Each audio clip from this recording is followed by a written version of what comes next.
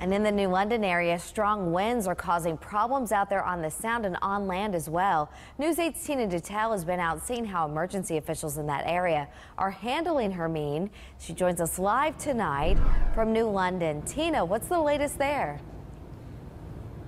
Well, I can tell you that the emergency management director in Stonington tells me that they basically were treating this like a nor'easter. Public works crews and power crews were on standby, and police were on the streets checking those usual trouble spots. But after the wind picked up, I can tell you again, they all were kept very, very busy.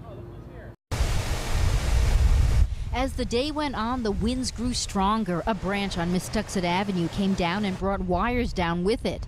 Eversource had crews already in the area to tackle these expected outages. And if people see the power lines are down, please don't touch them. Wait until the people get there and let the professionals handle it. And again, if you do get water in the road, don't go through it because we're not, it's hard to come get you.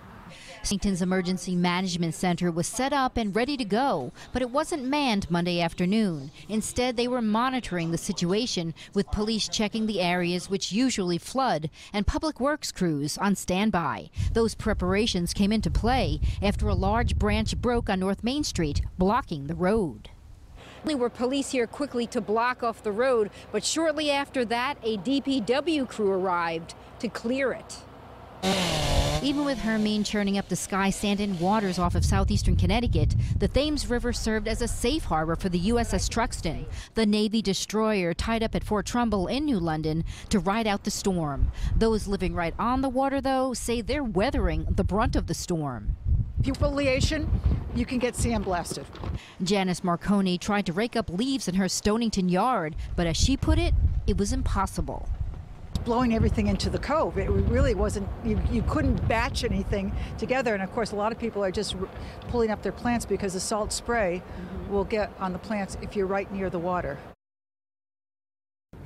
And they're worried about plants. Other people are worried about the trees. Now, as you can see, the wind continues to blow here in downtown New London. And about an hour ago, we felt some raindrops as well, but those ended pretty quickly. Now, earlier today over at Ocean Beach Park, which is at the other end of the city on the Sound, they closed that beach because of concerns over strong currents and rip tides. And they even locked the gate so no one could get into the parking lot. We're live in New London. Tina Detel, News 8.